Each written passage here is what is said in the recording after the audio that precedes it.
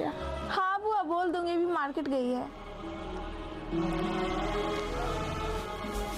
मिट्ठू बेटा आजा, नारियल पानी पी लो। सोनी तुम भी आजा।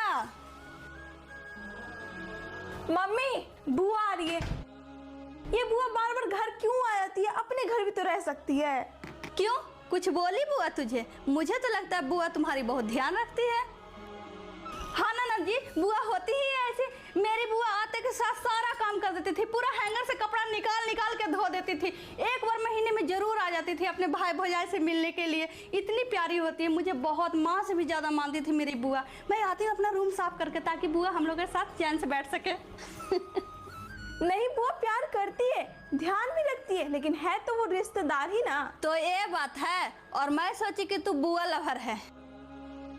बेटी तू भूल रही है कि तुम्हारे पैदा होने से पहले और मुझे इस घर में आने से पहले इस घर की बेटी बुआ थी तुम्हारी। मतलब वो तो है, लेकिन आने जाने से क्या मतलब?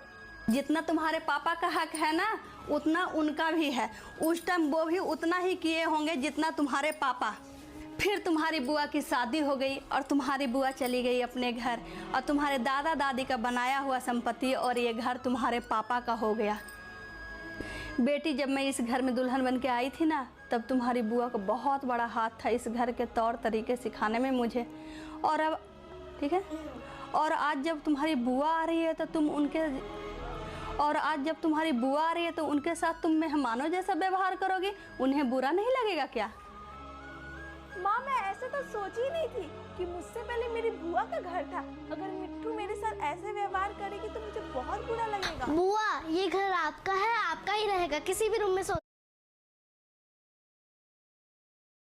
का है, आपका ही रहेगा, किसी भी रूम में सो सकती हो। थैंक यू माँ मुझे बुआ का मतलब समझाने के लिए, लेकिन आप कैसे समझ गई? क्योंकि मैं भी किसी की बुआ हूँ, और मैं कभी नहीं चाहती थी कि जिस घर में मैं पली हूँ, बड़ी हुई हूँ, उस घर को छोड़कर